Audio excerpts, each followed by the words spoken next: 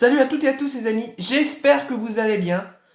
Donc voilà, on se retrouve avec mon top 5 de mes Disney préférés. Parce que après le top 5 des Pixar, le top 3 des Pixar que je n'aime pas, je suis obligé de faire pour les Disney que j'aime. Donc commençons sans plus attendre avec le cinquième de cette série. Qui... Et le film c'est Les Aristochats. Alors, pourquoi les Aristochats? Déjà de un, j'adore les chats. Faut le savoir, c'est que j'adore les chats. Donc cette histoire, elle me plaît énormément. Surtout avec les personnages du film, là, Toulouse, Berlioz et Marie. Ils sont tellement cute, ils sont tellement aimables et tout ça. Puis avec la chanson Dodorémy, avec ardeur. Ouais, je suis Jean-Michel à peu près. Faut pas chercher à comprendre, voilà. Puis les musiques du film en version jazz, sur les toits de Paris. Parce que l'histoire, elle se passe à Paris. Donc sur le toit de Paris avec Thomas O'Malley. Puis le oui, kiki. Voilà, c'est énorme. Bon, par contre, il y a quand même un inconvénient dans ce film. C'est qu'il y a beaucoup de stéréotypes. C'est un film qui est quand même pas mal stéréotypé. Avec notamment le chat chinois. Avec les yeux bridés. Voilà. Et il me semble qu'il y a aussi pour le chat noir, mais vraiment représenté une version peu académique, on va dire. Euh, voilà, ça sera mieux. Donc passons au quatrième de mon classement, et j'allais vous spoiler avant de vous dire numéro 4. T'es trop fort, Florian. Ouais. Donc sinon, le film, c'est Peter Pan.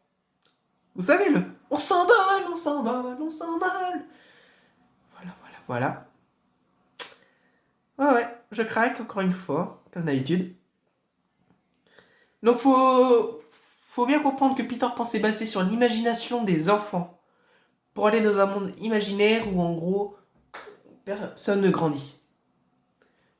Ils veulent pas grandir, les enfants, ils veulent vivre dans un pays où les enfants ils ne grandissent plus, tout simplement. Comme Peter Pan justement, qui est à la base de la base de la base, à l'origine, Peter Pan est un méchant. Et que Disney a rendu gentil. Parce qu'il faut savoir que Peter Pan, si tu quittais le pays imaginaire, il venait te tuer. Et ça a bien changé dans le Disney. Maintenant, donc encore une fois, les musiques dans ce film, je les trouve au top. Encore une fois, avec à la ville indienne. Je trouve ça magnifique. En fait, une musique trop belle, quoi. Après, il y a aussi un truc qui est pas mal dans ce film. Capitaine Crochet et Monsieur Mouche.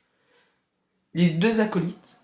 Ça va, mais ils vont tellement bien ensemble.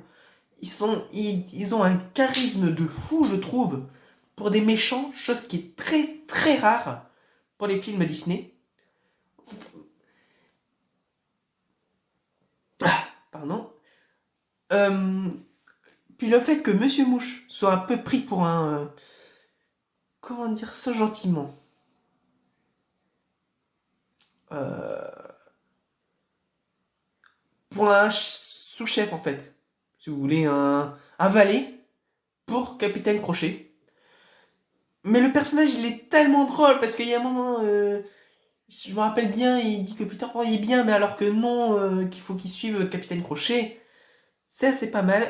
Mais par contre, encore une fois, one more time, c'est un film stéréotypé avec notamment l'indienne Lily la tigresse. Voilà. Mais par contre, c'est un très bon film, encore une fois. C'est pas parce que je dis des choses négatives que je n'aime pas du tout le film. Au contraire, j'adore Peter Pan. Donc là, on va passer à mon top 3 des Disney que j'affectionne. Alice au pays des merveilles. Alors, pourquoi j'aime bien Alice au pays des merveilles? Déjà, l'histoire, elle est loufoque, autant le dire clairement. Parce que quand tu tombes dans un arbre, tu tombes pas dans un pays... au pays des merveilles. Hein. Perso, j'ai jamais essayé, mais ça ne me tenterait pas d'essayer.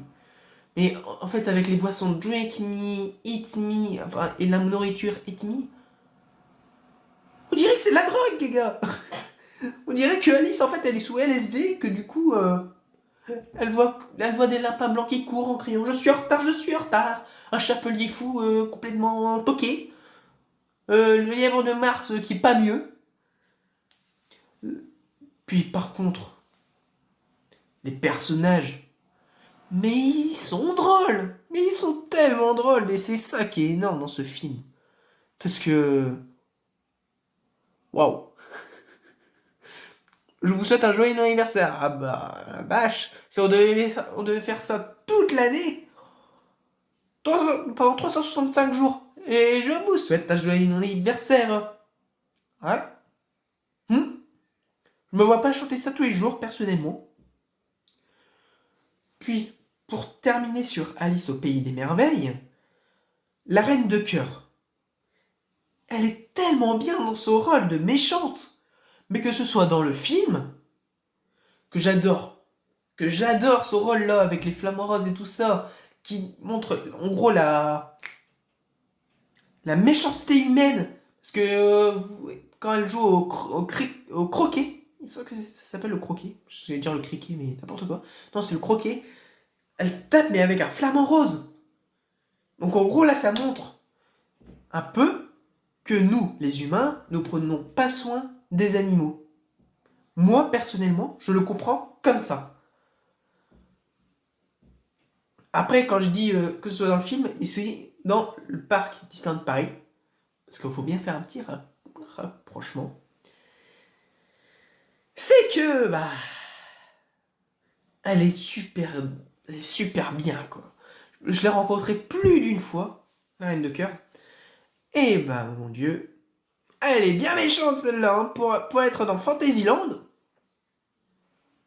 Après, certes, c'est le thème d'Alice au Pays des Merveilles, elle est à côté du labyrinthe, elle est à côté de Manhattan Tickets, même plutôt à côté de Manhattan Tickets, vu qu'on la voit de la file d'attente de l'attraction.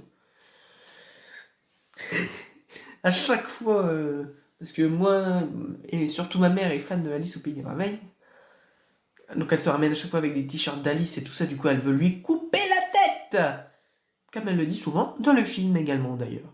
Et c'est qui fait son personnage. C'est ça que j'adore. Maintenant, nous allons passer au numéro 2. Mais là, je vous avoue un petit truc. J'ai un peu triché. Parce que là, en fait, il n'y en a pas un, mais il y en a plusieurs. J'ai regroupé tous les Winnie l'ourson. Alors, pourquoi Winnie l'ourson? Alors, certes, ça change de Alice, Peter Pan reste au sol. Là, je passe sur du Winnie l'ourson. Voilà. Parce que les personnages, très hautement, les amis, mais ils sont adorables. Regardez le Winnie, porcinet, bourriquet, petit gourou, grand gourou. Maître Hibou, pas oublier Maître Hibou non plus. Ils sont trop mignons. Puis ils essayent de faire comme la vie d'adulte, mais sauf que c'est des peluches, donc ils sont pas forcément l'intelligence des humains, quoi. Du coup, par exemple, dans les aventures de Winnie l'ourson, quand, quand vous avez Jean-Christophe qui leur écrit une lettre pour lui dire qu'il revient dans un instant parce qu'il était parti à l'école, ils ont compris qu'il était capturé par un instant. Mais ça, c'est tellement drôle parce qu'ils font une de ces missions. Tu te dis, non, mais non, quand même pas. Eh bah si, eh bah si. Mais j'en ai un préféré quand même là-dedans, de tous les Winnie. C'est Winnie et l'éléphant. Et l'éléphant. Je crois que j'avais dit l'éléphant, mais c'est pas grave. C'est Lumpidou. Trop mignon ce personnage qui est devenu ami avec un kangourou. Mais que après tout le monde veut le capturer parce que justement les effélants c'est les ennemis de la forêt des rêves bleus. Mais en fait, après ils découvrent que c'est un gentil, du coup ils sont contents. Puis après un dernier petit bémol, c'est dommage parce que ce film, il est... Alors, je sais plus le pays, mais c'est en Asie, que le film, il est interdit parce qu'il ressemble beaucoup à leur président. Mais c'est dommage parce que c'est un des plus beaux Disney pour moi. Enfin, des plus beaux films des studios Disney. Hein. Je parle pas des Disney, Pixar, etc. Maintenant, nous allons passer au number one. Aladdin. Ah ouais, Aladdin, avec les musiques, la Prince Ali, c'est juste énorme. Puis l'histoire, le fait que ce soit un voleur qui prenne le pouvoir, qui prenne la princesse Jasmine, qui se mettent ensemble et tout ça. Et le graphisme, surtout pour l'époque, parce que je n'ai plus exactement la date en tête de la création du film d'Aladin, mais pour l'époque, c'était un de ces graphismes. Puis Jafar, il a un charisme de dingue, encore une fois. Le génie. Puis franchement, le génie.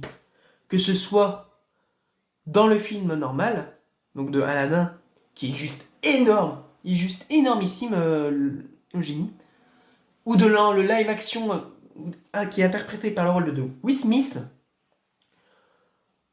C'est lui qui fait le film un petit peu pour moi. Le génie, c'est moi qui fais le film. Après, parlons de Abu, qui est un des personnages pour moi les plus drôles de ce film, qui fait pas mal de gags, avec Iago, donc l'ennemi, qui se fait écraser par Jafar, qui se fait maltraiter par Jafar, mais qui reste parce que c'est son maître. Et à la fin de Aladdin, il me semble que Iago, il part, justement pour vivre sa vie normalement. Et quoi rajouter de plus? Que c'est mon film préféré, tout simplement. Et que c'est une très belle histoire d'amour entre Aladdin et Jasmine. Donc voilà, les amis. J'espère que cette vidéo vous aura plu. Si c'est le cas, mettez-moi un gros pouce bleu. Mettez-moi en commentaire votre top 5 des Disney. Ça pourrait être pas mal. Et n'oubliez pas de vous abonner à la chaîne également. Et activer la petite cloche pour rien louper des nouveautés. Ça me ferait extrêmement plaisir. Puis n'oubliez pas également de vous abonner à mon compte Instagram magical.braze où je poste une photo par jour. Allez les amis, à bientôt pour de nouvelles aventures.